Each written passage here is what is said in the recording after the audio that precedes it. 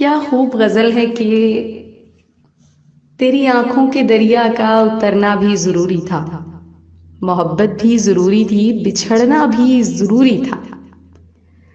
ضروری تھا کہ ہم دونوں طواف آرزو کرتے، مگر پھر آرزوؤں کا بکھرنا بھی ضروری تھا۔ بتاؤ یاد ہے تم کو وہ جب دل کو چرایا تھا، چرائی چیز کو تم نے خدا کا گھر بنایا تھا۔ وہ جب کہتے تھے تم میرا نام تسبیح میں پڑھتے ہو، محبت کی نمازوں کو قضا کرنے سے ڈرتے ہو۔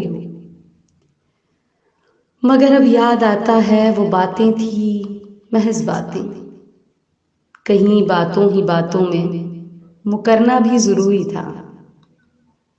وہی ہیں صورتیں اپنی، وہی میں ہوں وہی تم ہو، وہ کھویا ہوا میں ہوں مگر تم بھی کہیں گم ہو۔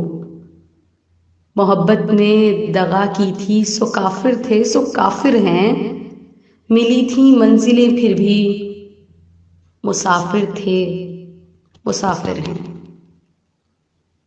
تیری آنکھوں کے دریا کا اترنا بھی ضروری تھا، محبت بھی ضروری تھی، بچھڑنا بھی ضروری تھا۔